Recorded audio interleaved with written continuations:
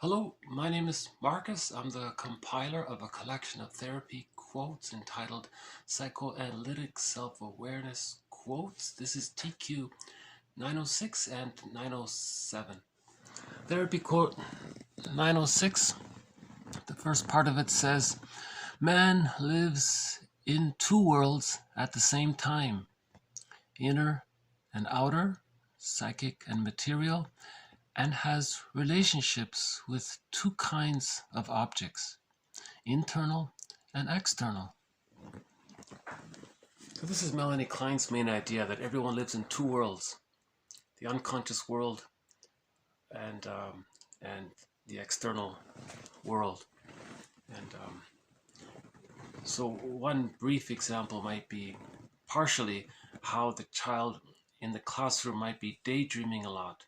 He's in the external world, he's in the classroom, but maybe his mind is caught up in his daydreams and fantasies. So we can say, in a way, he's living in two worlds, right? But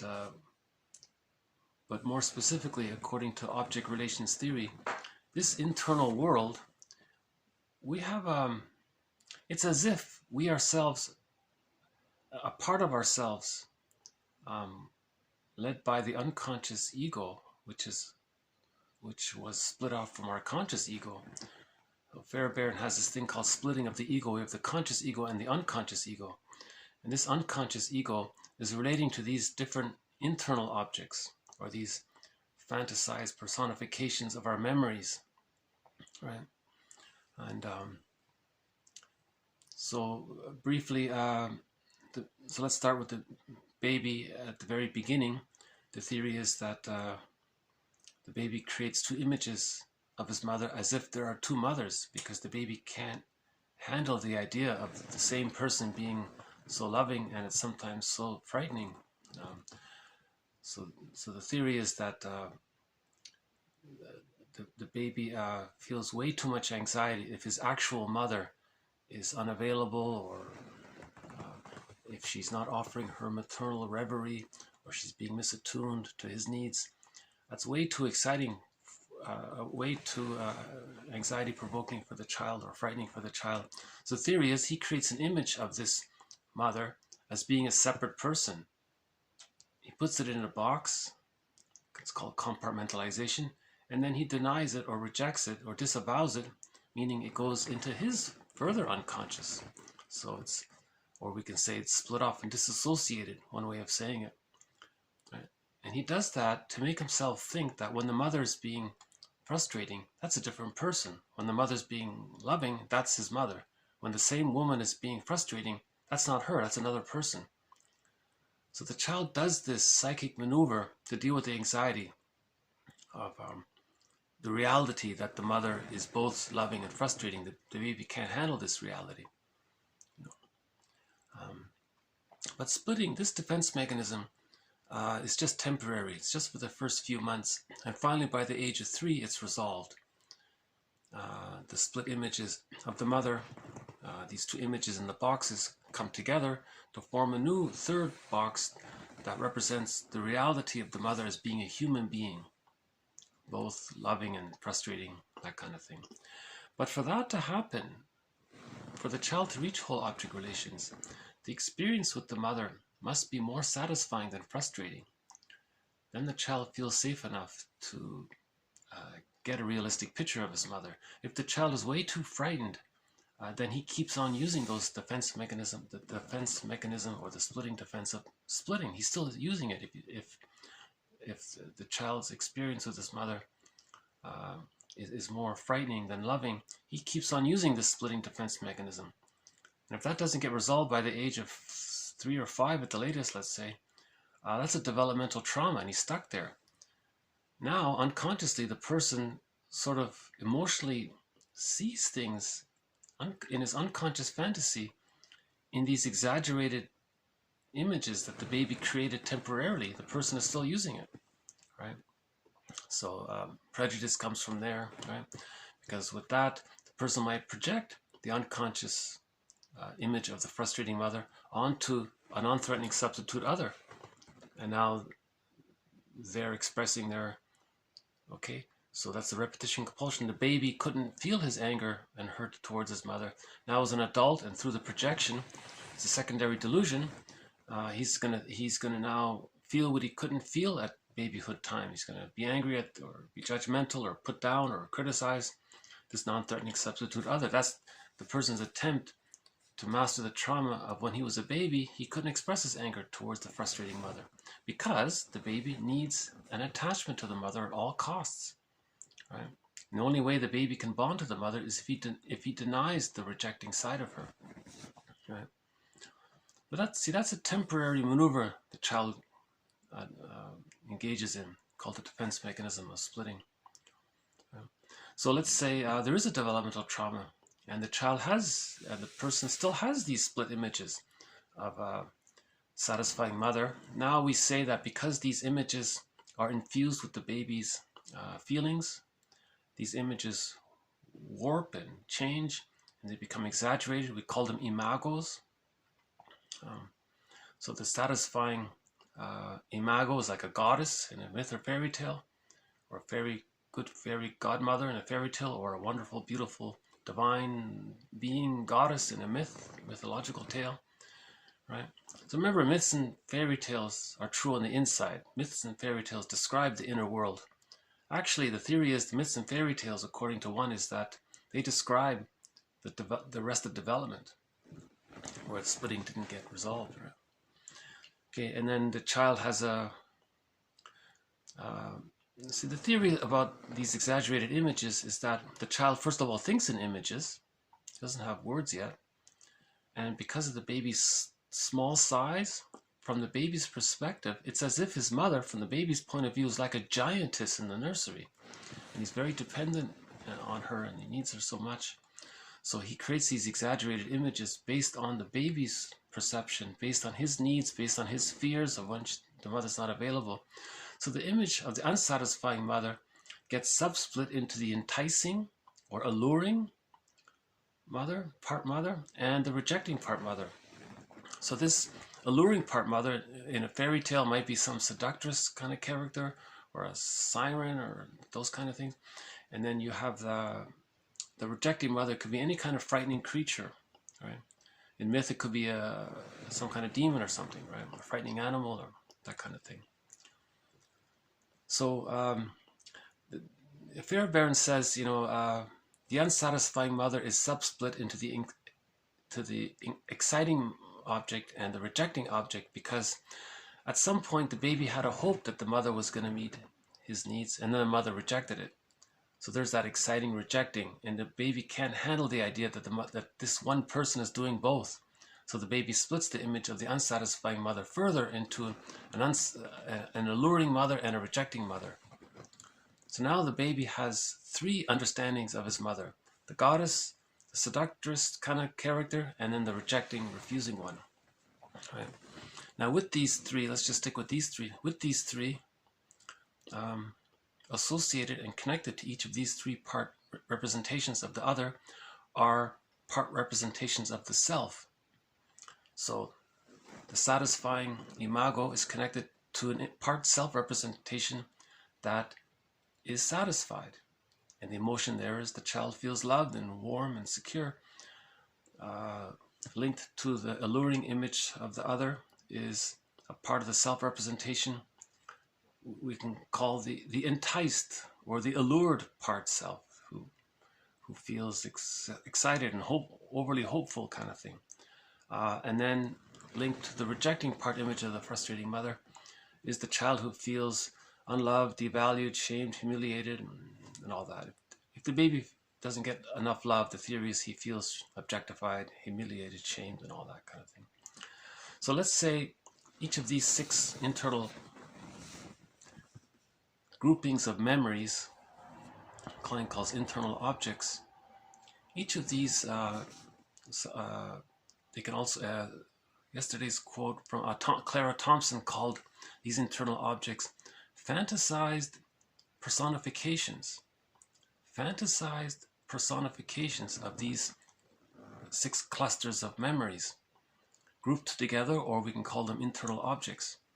And there's a relationship going on let's just stick with the 6 characters now. So in the personifications, we can now call them psychic characters almost.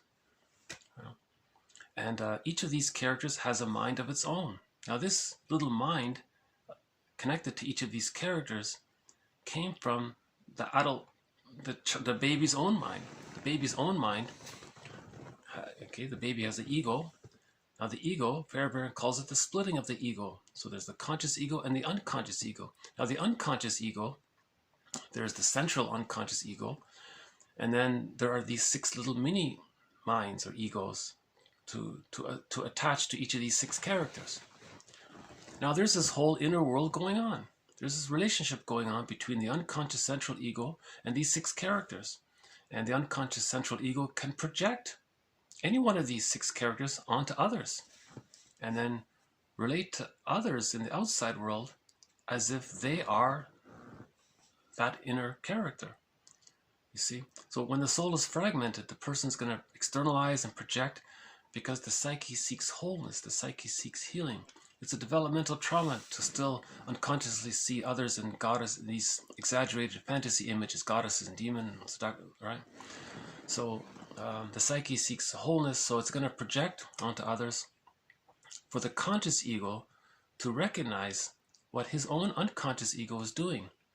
You see, so the unconscious ego is trying to communicate to the conscious ego, hey, conscious ego, here's what's in your psyche. I'm going to, like a film projector, I'm going to project that onto another. You're going to have these opinions and judgments about this person. I'm doing this for you to see that this is what's on the inside. Okay. So in general terms, projection is something you don't know about yourself. You then think it belongs to someone else. That's a projection. Okay. So the self-help movement says every man is my brother, every man is my mirror. Sullivan calls this the mirror defense. You're creating this mirror so you can see for yourself what you're denying within. Right? So we live in 2 worlds. We have this inner world, and this inner world, okay, the more wounded it is, let's say, the more it's eager, or the more active it is to project onto the external world for the conscious ego to see to acknowledge what's in the internal world. You see? If the baby had a secure attachment style, meaning his satisfying memories outweighed the frustrating memories, allowing the child to differentiate his image of the self as being separate from the image of the other, that leads to whole object relations, the psychological birth, ontological security, basic trust, access to the real self and the capacities of the real self. That child's inner world is calmer, it's more peaceful and harmonious. There's not that wounded. So that allows the person to see things more honestly, realistically. They're not. See, projections distort reality. Why would a person project so much? If they're wounded, the more wounded they are, in other words, the more they're going to project. Right? Because projection is a defense mechanism, and all defense mechanisms deal with anxiety. And if the child has a developmental trauma, there's a lot of internal anxiety. So the more he projects, the better he feels for the moment, right? Because if he can fantasize it's outside, he can rationalize it's not inside, you see. Okay, the next part sort of elaborates a little bit on this idea of how we all live in 2 worlds. So we have this internal object relations world. A little bit more about this. The mind, or psyche, has a reality of its own, separate and distinct from the reality of the outer material world. It has its own permanencies, its own energies, and its own enduring and not easily alterable organization. The psyche has, one might almost say, a kind of solid substantiality of its own, which we have to begin by accepting and respecting. Thus, we cannot ourselves, by wishful thinking, become anything we would like to be. We cannot, by an effort of will, make ourselves feel differently from the ways in which we discover that we do feel. We do not choose what we shall feel. We simply discover that we are feeling that way, even if we have some choice in what we do about its expression. Our feelings are instantaneous, spontaneous, and at first unconscious reactions which reveal the psychic reality of our makeup. Psychic reality, the inner constitution and organization of each individual mind, is highly resistant to change and goes its own way, much less influenced by the outer world than we like to think.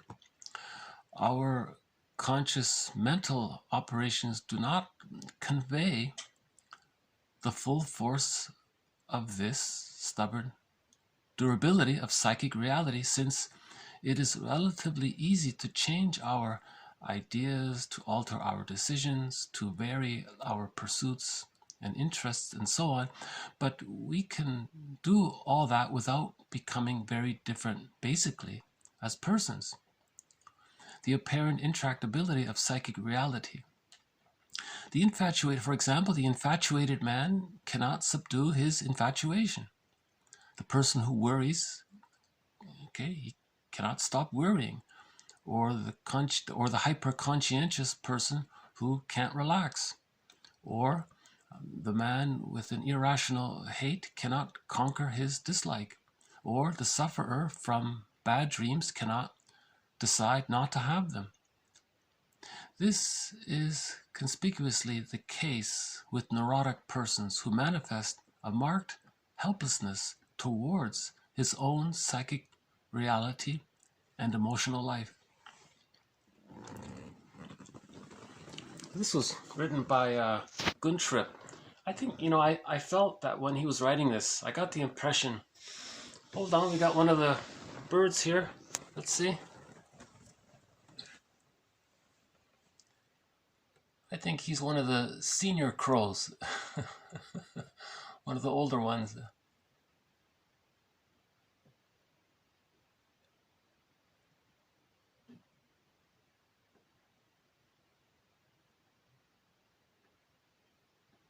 And there he goes, okay.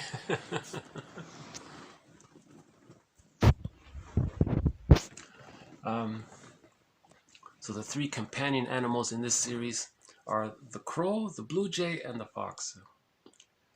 So if we're lucky, we'll see the blue jay in this video as well. Okay, Guntrip, I think he was really trying to impress upon the reader the idea that we live in two worlds. It's easy enough to dismiss as a frivolous, irrelevant footnote, Okay, yeah, we have our dreams, that's this other world. So it's fine, so what? But the point is, this other world influences us, right? Through our projections, through transference, through parataxic distortion. It's influencing us because this inner world wants us, the conscious ego, to see what's inside, because it wants our help to heal the internal object relations, because it's painful in there. The psyche seeks inner harmony and inner peace, so the person is projecting onto the external world for the person to see what he's projecting. This is called shadow work. It's sometimes called the mental hygiene movement, right? To own our projections, right, and so on. He's kind of emphasizing here, don't think this is just little flighty imaginations. He's trying to balance the scale a little bit. He's trying to say, no, this is more substantial. It reminds me of Burglar's quote. He says, if you're having trouble in your marriage, he says, don't run to the nearest divorce lawyer, run to the nearest therapist. He says, because you can divorce your mate, he says, but you can't divorce your inner conflicts. He says, your inner conflicts will faithfully follow you into the next marriage. You see, so if you change something in the outer world, you think that's all what it's about. But you're not changing the inner world. So healing is about changing the inner world, right? For example, healing the splits. How do we heal the splits? We have to face the unconscious ambivalence towards the mother. The splitting defense mechanism denies that there's unconscious ambivalence. Okay, So Robert Bly says, get the key out from under mother's pillow. But to do that, you have to face the unconscious ambivalence with the mother. If there is this unconscious ambivalence with the mother, the person is lost. He doesn't know where his key is. To find his key, he has to bring the split images of the mother together. That means he has to consider that when the person was a baby, that the mother was more misattuned and frustrating than satisfying. A lot of people say no one likes this idea, no one wants to consider this. It's a very uncomfortable idea to admit that the mother isn't a goddess, in Mother's Day, the world's greatest mother, and all these kinds of things. Right? It's not to, again, not to, there's never any, I have yet to come across anyone blaming anyone. There's not about blaming the mother. The mother may be psychologically stuck in her arrested development herself, and that's not her fault. So that's called developmental trauma, intergenerational trauma. The mother may have had prenatal stress, birth trauma, situational trauma, trauma at the dentist's office, trauma while getting the tonsils out, trauma with the family members or siblings or other members, and trauma in the environment. It could have been school shock or forced relocate. The parents may be caught in their existential dilemma. And one author says that if they achieved an insecure attachment style, that means they were psychologically incomplete, meaning they didn't achieve the psychological birth themselves. Right? So they're stuck with arrested development in the psychological realm.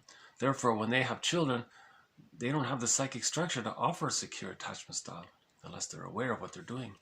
If they're just mindlessly repeating what was done to them, you see, then things, intergenerational trauma gets passed down like that.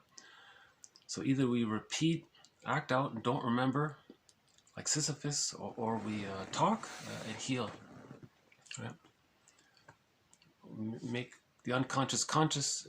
Okay, talking helps with that, and then we heal, and then we can end intergenerational trauma, and then see things realistically, and so on, rather than being caught up in some unconscious battle with the mother. Sometimes it's so difficult to get the key out from under mother's pillow. For example, if the person identifies with the aggressor and they become just like the mother. That's called a narcissistic pattern. Okay, anyways, so back to the part here. He's saying, yeah, your feelings, they come from the psychic world, right? Feelings are not just automatic nervous system. You know, the stress response, the body's response to stress, that's part of it. There's also other feelings. It comes from our unconscious, and the unconscious engages in the flight-fight response to stress as well. So either way, our feelings come from this invisible psychic reality, right? And then finally, we consciously recognize it. It's like a little lag there, a time lag or delayed onset. So we feel it, we don't know it, and then a minute later or a moment later, we then know what we're feeling, kind of thing. And he's making the point here, you can't just magically say, okay, I was a child, I didn't get enough love to complete the separation individuation process. Okay, I'll just say, well, now I'm an adult. Okay, I'm an adult now, just declare it. It's not that simple. That's sort of like wishful thinking. You have to face the internal object relations world. You have to face some of these memories. Right? Conscious understanding of the internal object relations world. See, this model here by Klein and Fairbairn and Masterson and Guntrip and others, they're helping to explain this in this so-called endopsychic structure, the architecture of the subconscious, this inner world. If we understand that, it helps a lot. It helps a lot to give ourselves the love that the witnessing that we didn't get. The mother is meant to see the child, is meant to see the reality that the child is a person in their own right. If the mother didn't get around to doing that, then we have to do that ourselves, right? We have to reparent ourselves, kind of, so to speak. Wilson says that's the moral revolution, to heal ourselves and take responsibility for our unconscious, take responsibility for our internal object relations world, and so on. See, ideally, with a secure attachment style, the child achieves the psychological birth naturally. and then he's okay. Right? He has mutual relationships. His marriage is like fine wine. It gets better with time. Right? So he's pretty much okay. So we're talking mainly about the developmental trauma when the frustrating experience with the parents outweigh the satisfying experience. And that's an insecure attachment style. And there are different versions of it. Right? So in that case, the person didn't achieve a psychological birth. Okay, one author says, man's main task is to give psychological birth to himself if he didn't get it at the age of 3. Right? If he didn't get it at the age of 3, then he has to give it to himself at midlife or at any time. It can happen in later life or earlier life, you know. So man's main task is to give psychological birth to himself. How does he do that? Well, if he has to recognize there's a blockage there. What's the blockage? There's the arrested development. What's the arrested development?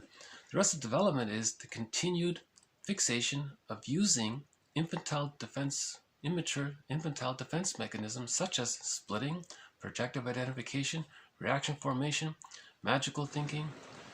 The narcissistic pattern is from there. The hostile provocative attachment style is from there. The closet narcissistic patterns from there. Some of those schizoid patterns are from there. For example, the one that resembles the character Iago from literature, just envy. There's the symbiotic character disorder. There's what's called hiding behind power struggles as a character defense pattern. So we have to, all of these patterns, they're examples of some of the patterns that take place with arrested development very early on. You know, so that means the person didn't achieve a psychological birth because they're still too fused with the mother, battling with the mother, projecting the mother, or being the mother and projecting themselves and then doing to others what the mother did to them. They're stuck there with this emotional, psychological interaction with the parents, and they're repeating it like Sisyphus. Again, with burglars metaphor, everyone carries one of these music disc records, LP, long playing vinyl music disc record. And what gets imprinted onto this record is the arrested development, the scene there, the situation there, what happened, because it got frozen there, so it's stuck there. The person carries this record. Every time he sees a record player, he plays that record, like Sisyphus, and he just keeps repeating it, because it's frozen there. It's just sort of a metaphor to say it's frozen there. Arrested development implies that the person wasn't able to achieve a psychological birth. So again, from birth to 6 months, that's the stage of symbiosis. It's like a psychic egg there. With enough love, the child hatches out of that egg at the age of 6 months. This hatching process is gradual. It takes 2.5 years approximately, according to Mahler. And by the age of 3, the child internalizes all of the love and support that he got, and it becomes part of a psychic structure called the holding interject, or the internalized good object. Another way of saying it, he's achieved ontological security and basic trust. This allows the psyche to allow much more of the child's life force to connect to his self-representation. Okay, with this inner safety, he feels comfortable enough and safe enough within to get to know his real self. Okay, so the real self is a part of the person with various capacities, as described by Masterson. Okay, now if he has access to the real self, or the true self, let's say, then he knows his unique wishes, he knows his unique talents, how he's a little unique himself. The real self allows the person a wide range of affect, appropriate affect. If the person needs to mourn a loss, the real self will allow the person to mourn. If the person doesn't have access to the real self, they don't mourn. Splitting precludes mourning. Arrested development precludes mourning. If a person doesn't mourn, that can lead to complicated grief, aggravated grief, prolonged grief, delayed grief, chronic sorrow, pathological nostalgia, melancholia. That can lead to burnout, or that can lead in some cases to a nervous breakdown. That can lead to stress on stress, the symptoms of PTSD, and that can lead to, as one person said, to becoming a curmudgeon late in life, not an elder. The curmudgeon is very miserly, stingy, hyperreactive, angers easily. He's the infant enraged at his mother. He's still stuck there battling with the mother. so he's not an elder, right? So if a person doesn't mourn losses, that leads to stress on stress and PTSD. You see, the body, it's natural to mourn a loss. But in order to mourn a loss, a person has to have access to the real self. To have access to the real self, a person has to achieve the psychological birth. To achieve the psychological birth, the baby needs a secure attachment style. If the baby doesn't get a secure attachment style, then that means he's still using these infantile immature defense mechanisms. That's arrested development. So to give man's main task is to give psychological birth to himself. Now he has to go back and look at this internal object relations world, right? Understand it. So he says here, show it respect, because it's pretty strong down there if there's arrested development. He says it here, it's enduring, and we have to begin by accepting and respecting the internal object relations world. There's no point in criticizing yourself. It's not the person's fault if they were traumatized as a baby. That's beyond their control, kind of thing, right? So ironically, the anger should be towards the parents if the person's going to be angry legitimately, you know, or at least they want to interview the parents to find out what happened in their childhood. You know, I think that would help in the healing process if on Mother's Day, that's the day when mothers write letters to their adult children, coming clean and telling all, you know.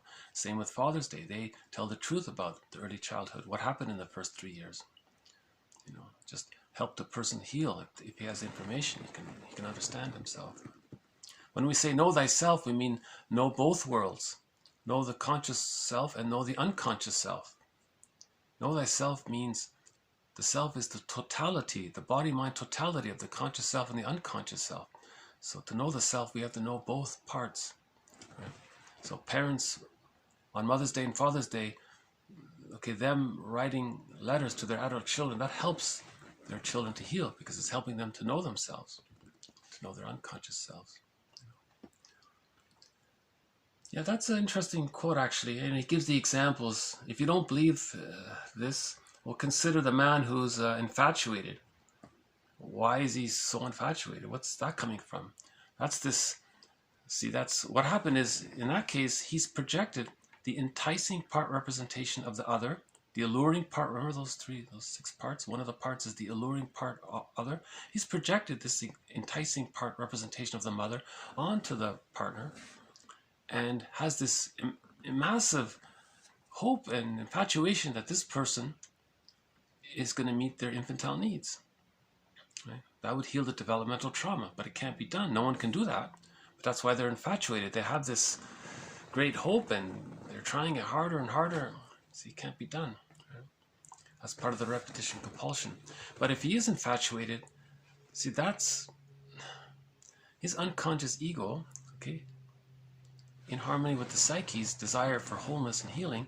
His unconscious ego projected the enticing representation of the other onto the partner for the partner to see, look how excited you are, look how infatuated you are with this person.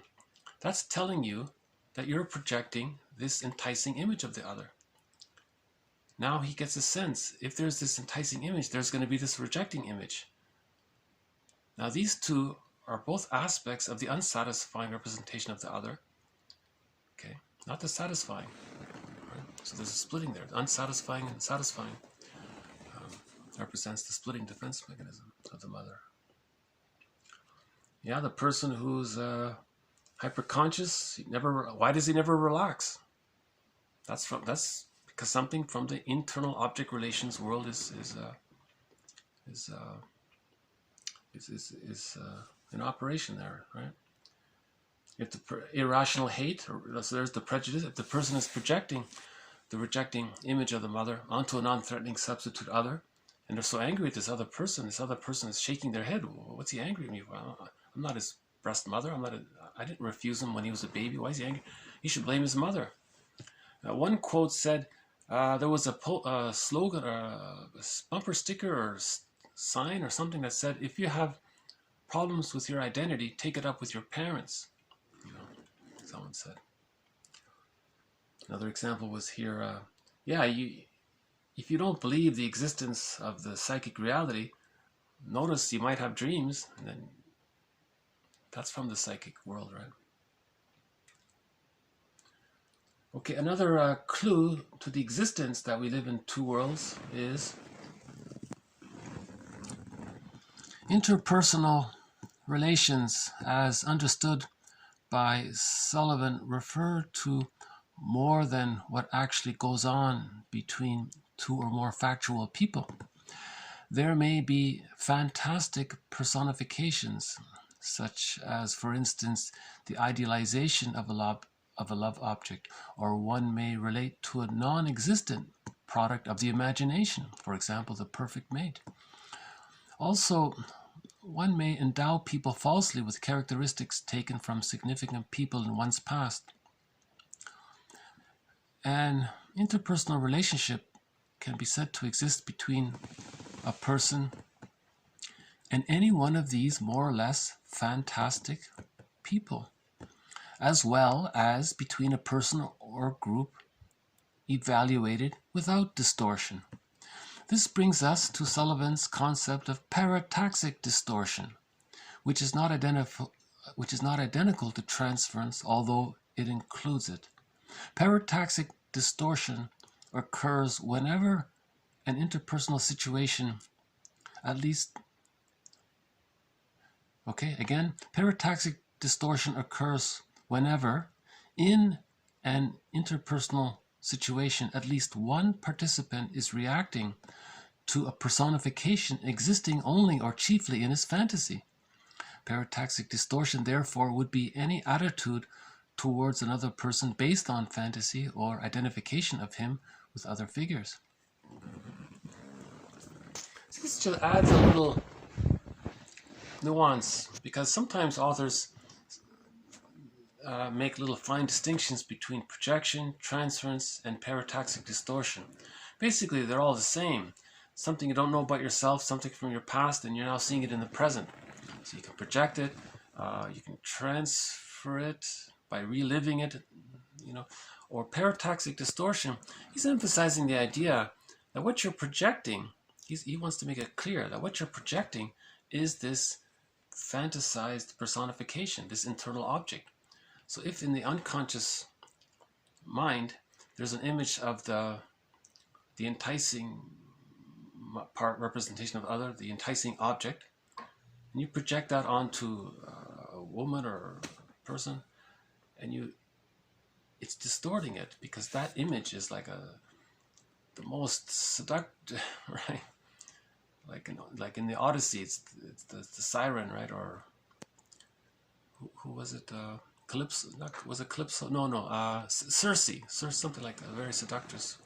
But you see in the Odyssey, Odysseus was smart. He was learning. If he were to listen to Circe, was it Circe? No, the siren. Yes, the siren. If you listen to the siren, it would lead to the rejecting object. You see, so the baby. This stems from the baby had a wish to receive mother's love, then he got rejected. Okay, now imagine those two steps as wild images. Now, as an adult, the person is unconsciously projecting these wild images. So they see the other person as this enticing person, so the infatuation there. But if that's there, there's going to be the rejection. So in mythology, Odysseus heard this enticing, okay, but remember he tied himself to the mast because he knew it wasn't real. He knew that, on the ocean, it's a metaphor for the unconscious world, you see. So this little distinction there, this parataxic distortion, sort of offers an elaboration of projection and transference, where we project these images of one of these internal objects onto others, and then interact with those people as if they are those characters. Huge distortion in reality. He's calling a parataxic distortion, right? Okay, related to this, transference in general. Transference is the unconscious reliving of the repressed life in infancy in present-day relationships, both in treatment and in real life. the repressed life in infancy. He's reliving it in the present day. That's called transference. Okay, so in the therapy room, that's a dyad that kind of resembles the mother-baby dyad. So repetition compulsion, he's going to relive the interaction he had as a baby with his mother. He's going to relive it with the therapist in the room. So the repressed unconscious frustration he had with his mother, he's going to bring it up in the therapy room to try to heal it. And of course, the therapist doesn't step into the role of parent. That's a huge mistake. He has to help the client understand what he's doing to build his ego. He has to help the client see what he's doing. It's a partnership. They're working together to build the client's, to restore the client's ego, to see what he's doing. So the therapist would offer an interpretation called a transference interpretation. And that helps, and if the client can be aware of it and accept the interpretation, he can see it for himself. You see, that's healing, because grief is healed when it's witnessed by a caring other. Grief is healed when it's witnessed by a caring other. We are learning to be our own caring other. The therapist is offering interpretations. These interpretations help us to be our own caring witness to ourselves. Right? So that's why the therapist offers interpretations to make the person. The goal is, again, to make the unconscious conscious. Right? Where it was unconscious, it just means unconscious. Where, or the energy of the unconscious, or the energy of all that we don't know about ourselves. Where it was, ego shall be. Ego, consciousness shall be. Right? Okay, just a little added note about the stubborn guy who doesn't believe that we live in two worlds. The so-called hard-headed practical man believes that he is free from fantasies and dreams, whereas he is only unconscious of what goes on in his inner world and is fantasy-ridden without knowing it. This is usually discernible, at least in such forms as confident prejudice and narcissistic self-evaluation. Further, he believes dreams and fantasies can be contrasted with hard facts as unreal and dismissed as of no importance. But these same products of imaginations are themselves, quote, hard facts in a psychological sense, and in a peculiarly inescapable and of a peculiarly inescapable kind, having, quote, psychic reality. In other words, feelings are real. Even if he's not aware of his feelings are real. That's psychic reality. But the person's not aware of his feelings, so he just says, oh, it's not real. He's just not aware of it. Doesn't mean it's not real just because he's not aware of it. That's his main point here. So the example there was with prejudice. Or let's say, the example he gave was his wife is very caring and pleasant and reliable and trustworthy. She couldn't ask for a better partner. But he has these extreme demands on her. He's criticizing her, putting her down and blaming her. And he's very hostile. What is this? Where is this coming from? So his example was, well, that's from his inner world. He's projecting the rejecting image of the frustrating mother onto his helpful, kind wife. And he's distorting the reality. He's not seeing the reality that his partner is a really decent, kind. He's lucky she's there, But he doesn't see. He doesn't make the connection. Right? That was, I think, one of the examples there. In other words, he doesn't believe in projection. He doesn't believe that that his unconscious memories are influencing him in the present. He doesn't believe, right? It's just very concrete, and you see that concretization, I think, is a defense mechanism in itself. That's someone called alexithymia. You're not aware of your feelings. You have no words for your feelings, and that's a sign of the trauma, right? I think yesterday's quote was, when the baby isn't seen as a person in their own right, the mother doesn't acknowledge the reality of the person in their own right, whereby the mother and the baby have a mutual relationship, where the baby sees that what he gives his mother is accepted, and then there's a kind of loving back and forth between the baby and the mother. If the child doesn't have that, that's painful.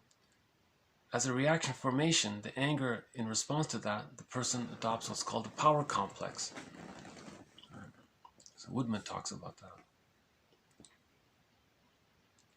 So this person may be stuck in the power complex, I guess. He doesn't want to admit anything vulnerable, or it's too painful to. That means the unconscious ambivalence with the mother is maybe much stronger than he realizes. You see, if the mother uses a bottle and a schedule, and that alone, someone said, can lead to an insecure attachment style. So that means the baby feels unloved, not valued, shamed, and all that. So in response, he's going to identify with the aggressor and then do to others what his mother did to him. And if his identity is like that, he's not going to see it, because he's too much of his conscious awareness is fused with the mother. He only sees the way his mother sees. He doesn't see any difference because he's her now. So in the narcissistic pattern, in a nutshell, the theory is that when the baby's not receiving mother's reverie, mother's attunement, right? For example, with the schedule and not being around, or the baby needs what's called mother's life force availability. Right? Mother's life force availability, a constellation of her motherliness, the mother's essence. The baby needs all that. Care and warmth and comfort, security, warm, loving relation. The baby needs. So if the baby's not getting that for whatever reason, the baby interprets not getting that as being devalued, objectified, shamed. The way the baby deals with that is that he does what's called identification with the aggressor. He identifies with the aggressor. Okay, if that's stuck there, he grows up and then does to others what his mother did to him, to communicate that when he was a baby, that's what his mother did to him. That's a narcissistic pattern in a nutshell. Right? So in that novel, the mother exploited the child grew up and then exploited others, and the way he was doing it, he was saying the same things his mother said to him, and he never made the connection that he was just her. Robert Bly says, get the key out from under mother's pillow. You have to differentiate from the mother to know yourself. Right? So again, from birth to 6 months, the fusion is still there. The image of the self-representation, the impression of the self, the understanding of the self is fused with what's around him. Just like in the womb, he was one with everything. In the extended womb, from birth to 6 months, he's fused with this woman there. Or all he sees at first is the breast. He even thinks it's like the womb for him. It's a part of him, or an extension of him, or he's one with it. It's all a part of him. It's all about him. See, it's all about him. In the narcissistic pattern, that's their slogan. It's all about looking out for number one, right? Like it's a very... See, the baby has a right to be selfish. The baby doesn't give. He has to receive love to grow. The narcissistic pattern, he's in the repetition compulsion of wanting to be greedy and own things, to possess things. So in the narcissistic pattern, the baby's understanding of what he needs is an inexhaustible flow of goodness, to be satiated, to receive enough love. If he doesn't get that, that's a trauma. Now in the narcissistic pattern, he's going to be greedy, meaning he's going to chase symbolic mother, money and material, and he wants to now, this time he wants to possess it. That's an attempt to master the trauma of not receiving it. He wants to now own it. So now he's greedy. Klein calls this introjective destructiveness, because the greed is insatiable, because the baby never got satiated. So the person never got that, and he's trying to get that, but you can't get it after the age of 5. That's the secondary delusion and the Sisyphus issue of the broken record, and you're repeating it endlessly. So greed is insatiable. He's never happy. You know, the many trillionaires and billionaires, they don't seem very... See, happiness is when the internal object relations are healed, then a person is happier, right? Feelings come from within, kind of thing. And a person with a narcissistic pattern, they're greedy. If they see something that represents goodness, or they see something that was an outcropping of something that represented goodness, they're going to be envious of that, because goodness triggers the memory of the person not receiving the goodness that he needed. Okay, so envy is hatred of the good. Now, if he sees the goodness, whatever form it takes, spoiled or damaged, he feels gleeful. It's like a stress release. So that's the Schadenfreude we're saying. Okay. Now, and you can't question him about this because that's his identity. He doesn't. He didn't differentiate. He didn't differentiate from the mother because he is her now. So it's much harder for a person with a narcissistic pattern to get the key out from under mother's pillow. If his pillow is if he's her, right? You see, when a person differentiates, that means love and gratitude have entered. We can say that love and gratitude have entered the psychological picture. From birth to 6 months, if the baby receives enough love, he can differentiate. So if he differentiates, we say that love and gratitude have entered the psychological picture. But with the narcissistic pattern, that didn't happen. His main emotions are hate, greed, envy or granvy, spite, vindictiveness, and schadenfreude, and so on. And he's stuck there in this battle with the mother by being her and doing to others what his mother did to him, to tell others that when he was a baby, that's what his mother did to him. And now he's doing it to others, you see. And he spends his whole life doing it to others, being her. And if you question him, he can be that's questioning his identity. Because at the same time, he's projecting the rejecting image of the frustrating mother onto others. And at the same time, he's being her, you see. So he's always wanting to put others down. The narcissistic pattern sees as a negative outlook, of course.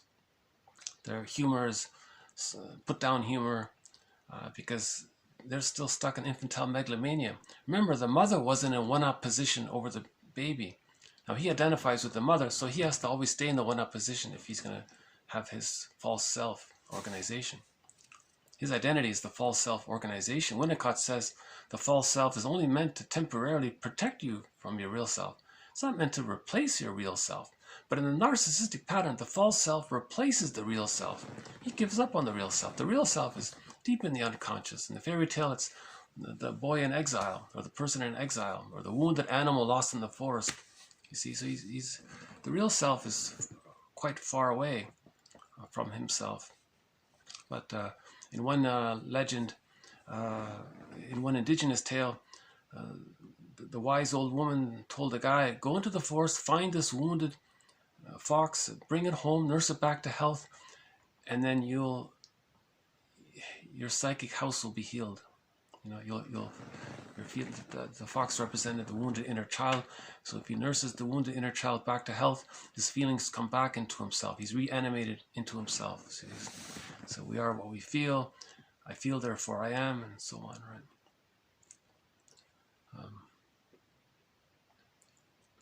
Okay, this next part, a little more jargon here. So remember, we talked about splitting already. Now, at the age of 6, in the splitting, the baby sees 2 people, Jekyll and Hyde. So if the baby's angry at his mother, he thinks he's angry at some frightening creature. He doesn't recognize that that's his mother. When the mother's satisfying, oh, that's the mother. He's okay. That's the goddess. He doesn't even really see her as a mother. He just sees it as this good divine being. Okay, now beginning at 3 months, gradually to 6 months, these split images come together. Okay, and this process continues from the age of 6 months to 36 months. Right? Now, beginning at 3 months to 6 months, there's an anxiety client calls, her jargon is depressive anxiety. It's nothing to do with depression. The idea is that if the baby is beginning to recognize that the mother is one person who's both loving and frustrating, the baby's starting to see that, whoa, the baby feels badly if he hurts or is angry at the one he loves and needs. So there's a sad anxiety there. He doesn't want to hurt. It's common sense, right? You always feel bad if you hurt the one you love. The baby has a sense now that the person whom he loves is the same person whom he hates. Whereas in the prior position of splitting, he doesn't make the connection that the two are one person, so it's easy. Life is easy for a person with a narcissistic pattern, a hostile provocative attachment style, the schizoid pattern, the power struggle one, the character defense one, the symbiote, because they see things in the splitting defense mechanism. They don't feel guilt or bad because they're reacting to this unconscious fantasized personification of the rejecting mother from the baby's perception. See, there's no intermingling of the good and the bad, the satisfying and the unsatisfying. They're kept in separate boxes, so the person doesn't feel badly if he's hurting the one he loves, right? Because he doesn't recognize the one he's angry at is the one he loves. He sees two people there. So this phase is called the depressive position. So we're just adding a little more clarity about Melanie Klein's jargon. Again, from birth, for the first 3 months, it's called the paranoid schizoid position, emphasis on the word position. She uses paranoid schizoid because these exaggerated baby images of goddess and demon, they're so unreal. The mother's not a goddess or a demon. So she's saying that's sort of schizoidish, like it's unreal. Schizoid means it's sort of like unreal. And the paranoidish, like, because sometimes the baby sees the mother as a frightening animal or something. That's not real. The mother's a loving woman, or generally loving woman. But when the mother's not available, the baby thinks this is some frightening animal all of a sudden. Right? Riding Hood, it's the wolf or something. Dangerous, right? So remember, myths and fairy tales describe, is an attempt to describe these fantasized personifications of the internal object relations situation. These internal object characters are condensed memories. Each grouping of condensed memories around a theme form an image or an imago, and now a personified or a fantasized personification. And myths and fairy tales are trying to describe this inner world. Myths and fairy tales are true on the inside, but on the outside. Long ago, myths and fairy tales were the psychology of understanding arrested development. It was meant to be like a therapy tool or something.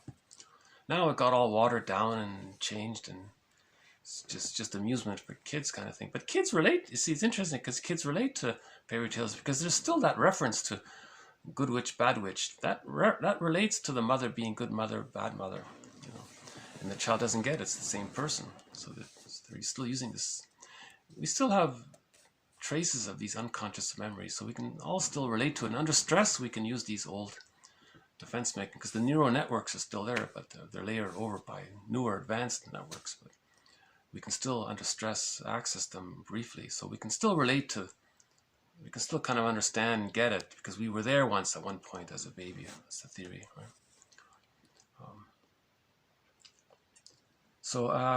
Yeah, okay, so this quote is talking about the past the 3 months phase. So the first 3 months is the paranoid schizoid position. Okay, goddess demon. Now, beginning at 3 months, these two unrealistic images are coming together. They're synthesizing. They're in the process of forming the whole image of the mother as a human being who's the same person who's loving and frustrating. See, so that's a realistic update of the original primary, of the original frantic effort of the baby creating this goddess and demon image. You see, so now this second phase called the depressive position. So this next quote a little bit is on that. Okay, depressive anxiety is a fear not for oneself, but for one's love objects. It develops later than persecutory anxiety, which belongs to the earliest stage in which good and bad part objects or breasts are not recognized as belonging together. When the mother begins presently to be experienced as a whole person and the good and bad parts, aspects and phases of her dealing with the infant are brought together, an ambivalent relationship to the mother arises to replace the earlier splitting of the object into unrelated good and bad objects. In the earlier position, the infant could feel desire towards the good object and frightened towards the persecuting bad object without these two reactions influencing each other. Now that love and hate can be felt towards one and the same changeable person, the anxiety arises that in hating one's object as bad, one may harm it as good. So that quote tries to describe it. This is Guntrip's attempt to summarize Melanie Klein's theory. So the main idea here is that depressive anxiety is the person fearing the pain of hurting the one they love, because that's a realistic perception of the mother. But this gets resolved by the age of 3, you see. Now, if there's arrested development between, say, 6 months and 36 months, then that person tends to feel responsible and maybe a little guilty about things because they're unconsciously fearing, they're using that template of the babyhood time of feeling bad if they hurt the one they love. So they're still in that phase there. Whereas in the prior stage, the splitting phase, that anxiety doesn't exist. All they have is what's called the persecutory anxiety. That's dealt with the splitting defense mechanism. So the child doesn't. So the more frightened the baby is, the more primal the defense mechanism. That means, and these more earlier defense mechanisms like splitting distorts reality so greatly, and that's how he deals with the anxiety of the mother being frustrating. Yeah. So a lot of people with a narcissistic pattern, all they have is hate, envy, greed, schadenfreude. So there's this pseudo power complex thing. That's just a reaction. That's a false self-configuration. That's a false self-configuration. That can lead to the one becoming a curmudgeon in the end because they don't mourn losses. Yeah. Yeah, okay, some tough concepts here, I think.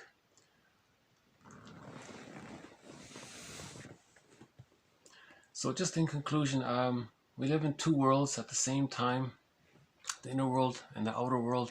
This inner world insinuates itself by getting the person to see things in the outer world in a distorted fashion in reference to the inner world. This is the inner child wanting the person to get the person to love the inner child. So if you love the inner, so when we say love the inner child is communicating himself or herself through these parataxic distortions, through these perceptions, through these projections and transferences, through these repetition compulsions. It's asking the host, the conscious ego, for recognition. Grief is healed when it's witnessed by a caring other. So we want to be our own caring other. So these models here, I think these models that we're trying to present.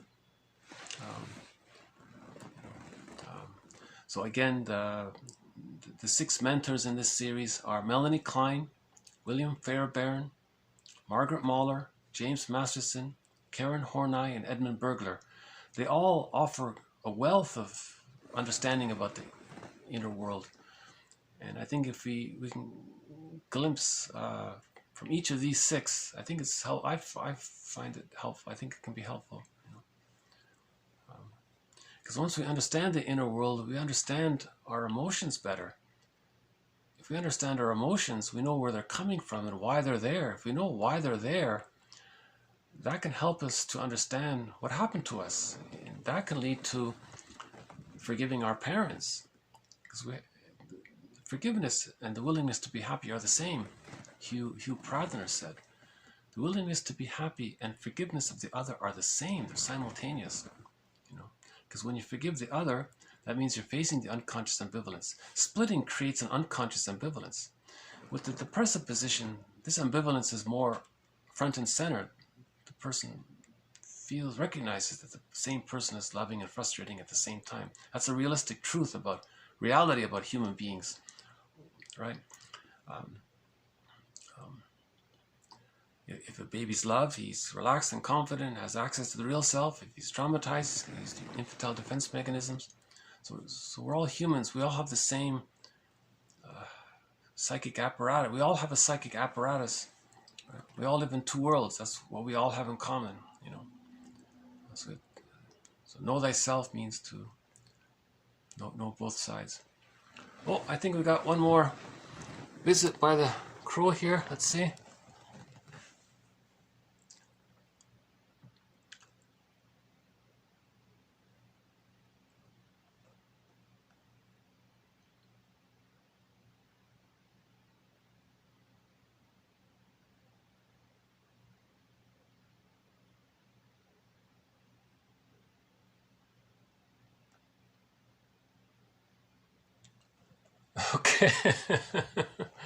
You might take a while.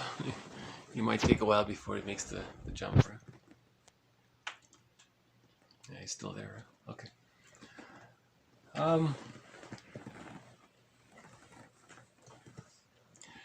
You know, to tell you the truth, this is a retake of TQ 906 and 907. I did this yesterday, the original version, and I thought that I needed to redo it. So I deleted the original, and this is sort of a retake of it. So hopefully this retake is maybe a little clearer, maybe just a little, not much, I'm afraid. But the quotes are the same. Yeah, oh, okay, I guess I'll just leave it here. So I'll end on a song. In the beginning of this series, I think one of the first songs we played was a song called Huma Kusu. The singer was Devrim Kaya, K-A-Y-A. That's her last name. She sings one of the greatest songs about grief, I think, called Huma Kusu. Okay, so here's another song from this same singer. All right. I have no idea what it means, but it's called Hastani Onunde Insir something. Anyways, the singer is Devrim Kaya, the same singer who sung the original grief song.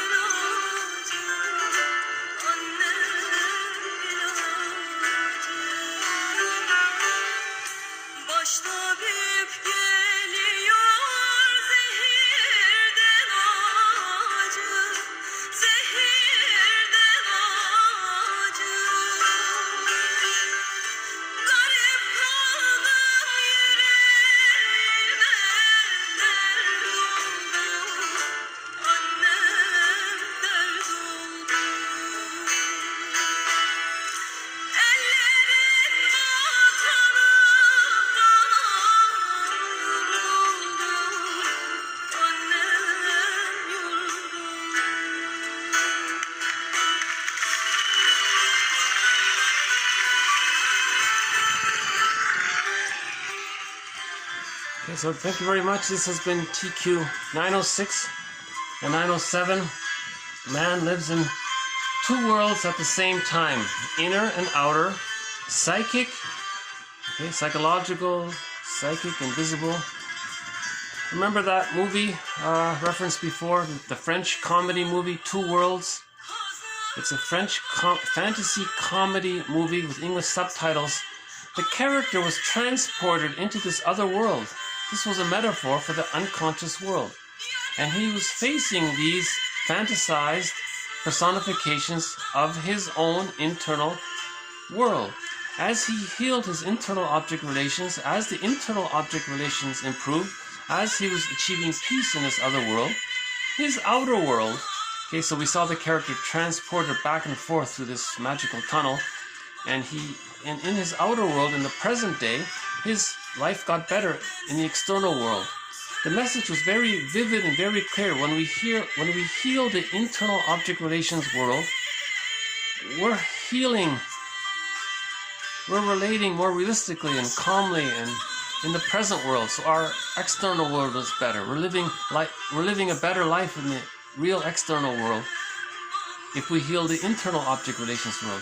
If the internal object relations wound is there's a lot of wounded characters in the internal object relations world. Okay, the psyche seeks healing. The psyche is not going to let the person just dismiss all that. If the person has been traumatized as a baby, the psyche is not going to forget that. In fact, the unconscious has a timeless memory there, you know. So it's the psyche wants the person. The psyche wants the person to cooperate with it to heal them and their memories of when they were a child. An abbreviated version of saying this is heal your inner child. Heal the inner child of the past. That's the moral revolution, to take responsibility for our inner child. Bergler says it very directly. He says it very simply. He says, you're responsible for your own unconscious. What a way of putting it. That's quite the challenge, isn't it? You know? Each person is responsible for their own unconscious. How do we know our unconscious? That's what all these models are for. They're an attempt to describe our unconscious world. So Fairbairn and many of his students, for example, Guntrup here is one of his students. He helps to clarify Fairbairn's model of the inner world. Another one is David Solani. He has a good book about it. So Solani and Guntrup and Aletha Horner, Masterson, of course, and others are helping to clarify internal object relations world. Now, Fairbairn learned a lot from Melanie Klein. She kind of started it seems, in a way, Melanie Klein, because she talked about the paranoid schizoid position and the depressive position and how that works. So that's already describing the internal object relations world. So you put those two together, Melanie Klein's work, Fairbairn's sort of update, the clarification of it by Solani and Guntrup. Okay.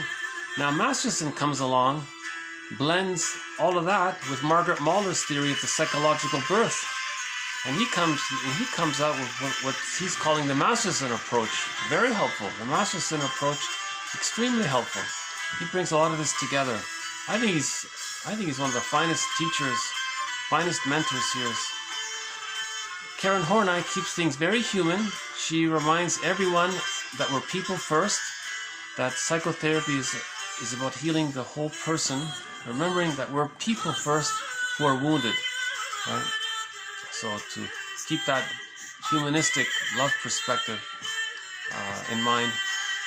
Edmund Bergler comes at things from another perspective, but there's a lot of overlap there. So Edmund Bergler's theory is very helpful as well. I've been overly simplifying Edmund Bergler's theory by calling it the 4 steps. The baby has a wish from his mother, step 1. It gets refused, step 2. The baby wants to protest, he can't, that's step 3. In step 4, he feels defeated somehow. Now as an adult, in the repetition compulsion, the person wants to know himself. Okay, so those 4 steps, let's call the deep memory of that the superego. Okay, I'm overly simplifying it, but let's just say the deep memory of those first 4 steps that the baby went through: wish, rejection, wish to protest but he can't because he doesn't have the motor skills, and then feeling defeated. The deep memory of that, let's say that's the superego. Now as an adult, the person wants to have a genuine wish from his real self. The superego says no. So there's steps 1 and 2. Now, because he's an adult, he wants to protest against his mother. So the superego says, well, I guess you can protest, but it's going to be pseudo. It's not going to be real. So the person engages in pseudo-protest, and in the end, he feels the unlived life. Someone called Bergler's theory humanity's 4th narcissistic injury, meaning that a lot of what we do is in reaction to those first 4 steps. So that's one vivid way of talking about the 2 worlds, how the inner world is influencing our physical, practical life in the daily world. Right? Those 4 steps represent the psychic reality, the unconscious world. And then we're repeating in the present. You see, so you see in the repetition compulsion, that's the 2 worlds right there. If we're repeating the childhood past in the present, we're living in 2 worlds at the same time. You see? Like the kid daydreaming in the class, you know. And there are different patterns or organizations around this. Still working here? Okay, yeah, we're still recording. Okay. Still trying to get used to this device here. Getting the hang of it eventually. Okay,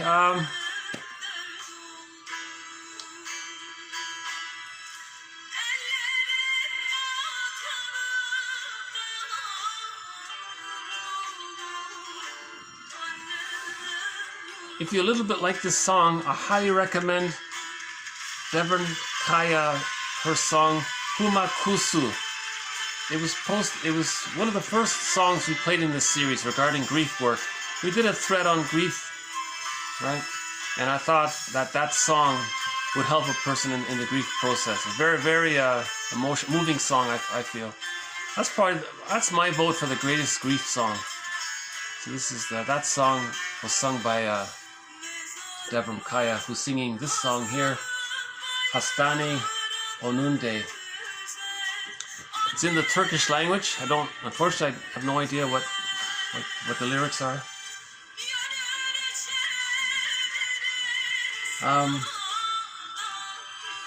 Okay, yeah. So this video was, I'm trying to pass along Guntrip's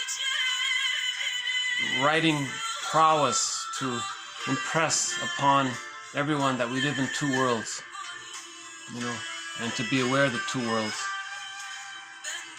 So parataxic distortion, a clarification about that. Transference means reliving the repressed life in infancy in present-day relationships. So that distorts reality, right? If you're reliving your childhood, something from 50, 60 years ago, you're reliving it in the present. Wow, that's a huge distortion of the present reality. You're seeing the present in these babyhood images and times, and if your thoughts and feelings are so wrapped up in the childhood trauma. But that's the psyche's ongoing attempt to help the person heal themselves, right? So the psyche wants us to see our inner world. And just a little update about Klein's theory about her two positions, what she's calling the paranoid schizoid position, and that evolves to the depressive position, and then finally there's the psychological birth.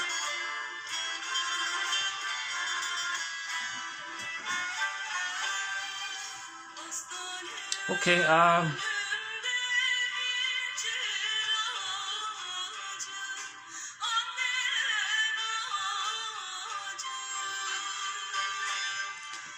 for example, the hostile provocative attachment style, the person who's being provocative and hostile, one author says that person is trying to communicate that he didn't get his symbiotic needs met. So he's operating out of that past unconscious memory, where every baby needs to get their symbiotic needs met in order to differentiate, in order to get the key out from under mother's pillow. So the person is trying to get someone else to play that role of mother, to get enough love to leave the mother. The baby needs enough love to be able to leave her. If the baby doesn't get enough love from her, he's stuck there. Fairbairn says the more rejecting the mother is, the more the baby needs her, the more he clings to her, and now he's stuck in his unconscious negative symbiosis with her. So that's what Robert Bly says. We now have to get the key ourselves out from under mother's pillow if mother didn't create the conditions for that to happen naturally. Right? So healing occurs when we get the key out from under mother's pillow. That means that's Robert Bly's way of talking about differentiation. When we differentiate, we know ourselves. Right? When we reach the real self and have access to the real self, Masterson says that's meaning in life. When you're expressing your real self, that's meaningful. It's meaningful to be yourself, your unique self, to find your unique expression, your uniqueness, and express that. That's meaningful, he says. Rather than spending our whole lives in this unconscious battle with the mother, trying to show her up, or trying to tell the world how bad she was, if we're living in a self-defeating way, it's almost as if we're trying to hurt the mother so that we can differentiate from her, or punish the mother, or anger, right? Berger calls that the grand design in one of his books. So Robert Bly says, get the key out from under mother's pillow. You know? So his book is called Iron John, which talks about that.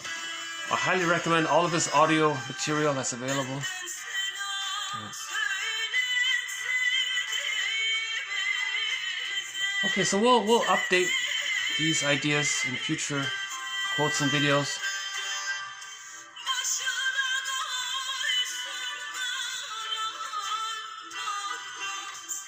Okay, so I guess I'll just leave it here for now, if that's okay.